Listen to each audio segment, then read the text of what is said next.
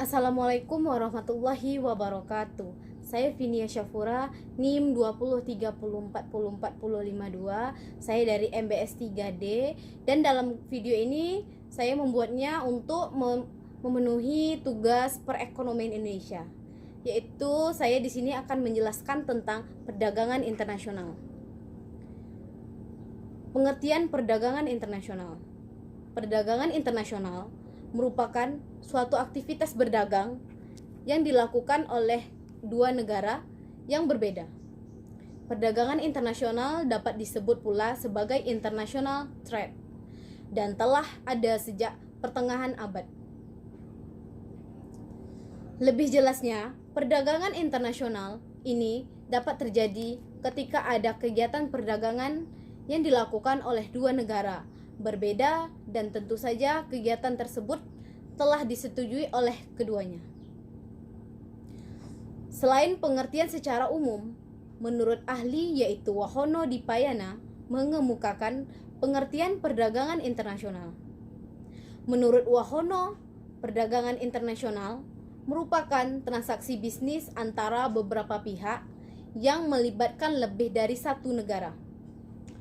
Perdagangan internasional dapat dilakukan oleh perseorangan maupun kelompok. Dari aktivitas perdagangan internasional tersebut, kemudian terbentuklah hubungan ekonomi antar negara yang menjalin kerjasama. Ada 3 bentuk hubungan ekonomi, diantaranya adalah sebagai berikut. Yang pertama, terjadinya pertukaran output atau hasil yang diperoleh suatu negara dengan negara lain yang telah menjalin kerjasama. Yang kedua, terbentuknya hubungan ekonomi dalam bentuk hutang piutang yang terjadi antar negara. Yang ketiga, terjadinya pertukaran aliran produksi maupun pertukaran sarana produksi. Selanjutnya kita masuk kepada ekspor impor. 1. Ekspor.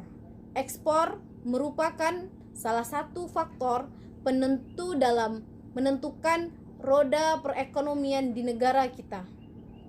Seperti yang kita ketahui, Indonesia sebagai negara yang sangat kaya raya dengan hasil bumi dan migas, selalu aktif terlibat dalam perdagangan internasional.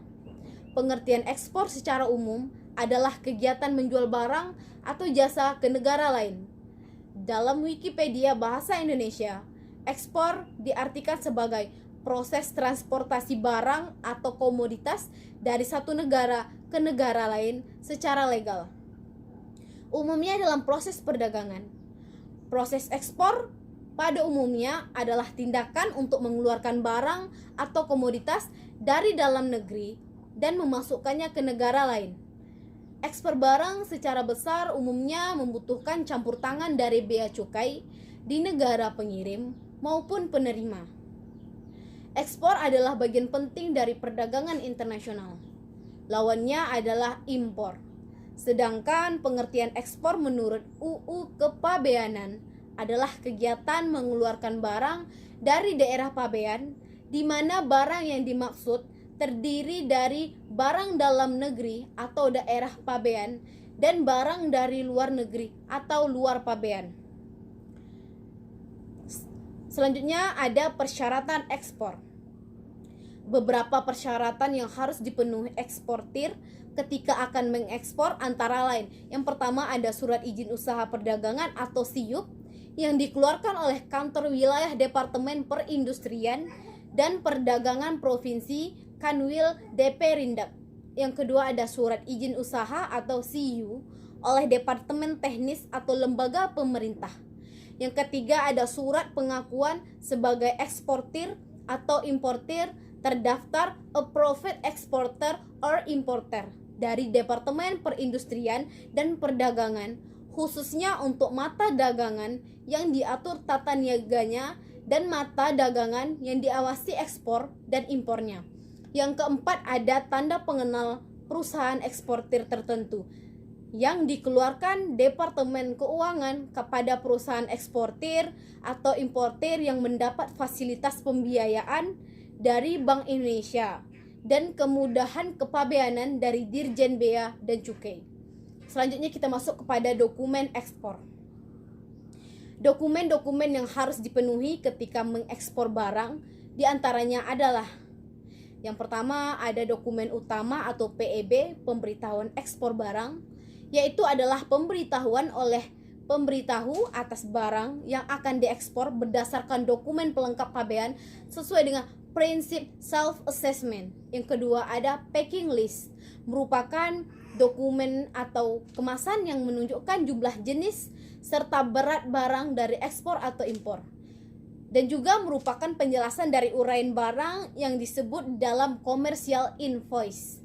Yang ketiga ada dokumen pelengkap atau SKA, surat keterangan asal, COO, Certificate of Origin, merupakan sertifikat asal barang di mana dinyatakan dalam sertifikat tersebut bahwa barang atau komoditas yang diekspor adalah berasal dari daerah atau negara pengekspor.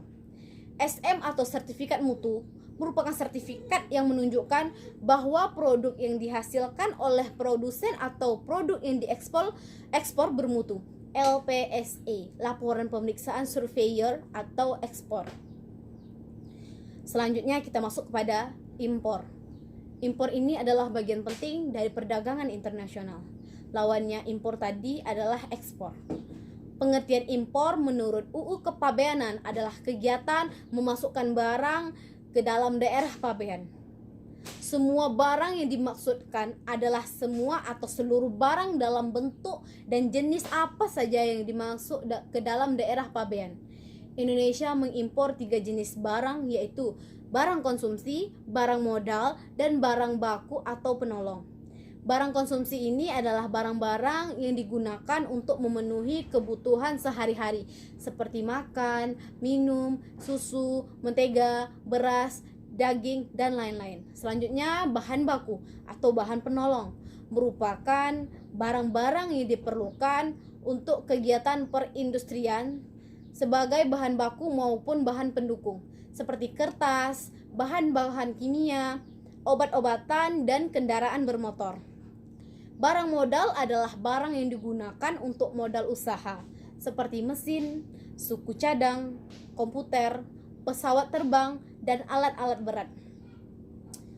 Selanjutnya untuk melaksanakan impor ini, impor juga mempunyai syarat, yaitu sebelum seseorang atau suatu badan usaha melakukan impor, syarat-syarat yang harus dipenuhi adalah: yang pertama, mengajukan dan mengisi formulir dengan melampirkan fotokopi akte pendirian perusahaan yang terlegalisir, siup domisili perusahaan NPWP, neraca awal referensi bank yang bersangkutan, terbukti adanya hubungan atau kontak dengan luar negeri, atau penunjukan agen yang terdaftar di DP Rindap. Pendaftar perusahaan. 2. Setelah data diperiksa dengan benar dan lengkap, Kanwil DP Rindap menerbitkan API atau angka pengenal impor. Selanjutnya ada dokumen-dokumen impor. Yang pertama ada RKSP, Rencana Kedatangan Sarana Pengangkut. Yang kedua ada PIB, Pemberitahuan Impor Barang. Adalah pemberitahuan oleh pemberitahu atas barang yang akan diimpor berdasarkan kelengkapan dokumen pabean sesuai dengan prinsip self-assessment. Yang ketiga ada manifest, merupakan dokumen yang berisi daftar kargo. Dokumen ini berisi tentang jenis barang, merek barang, dan juga jumlah barang. Selanjutnya ada invoice, merupakan dokumen yang digunakan sebagai pernyataan tagihan yang harus dibayar oleh customer. Selanjutnya ada COO, Certificate of Origin, merupakan sertifikat asal barang di mana dinyatakan dalam sertifikat tersebut bahwa barang atau komoditas yang diekspor berasal dari daerah atau negara pengekspor. Yang keenam ada DO atau Delivery Order, merupakan dokumen yang berfungsi sebagai surat perintah penyerahan barang kepada pembawa surat tersebut.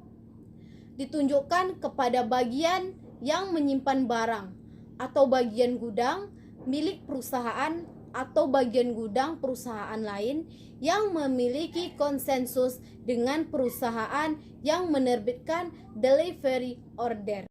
Baiklah, sekian penjelasan saya tentang perdagangan internasional. Lebih dan kurang saya mohon maaf. Assalamualaikum warahmatullahi wabarakatuh.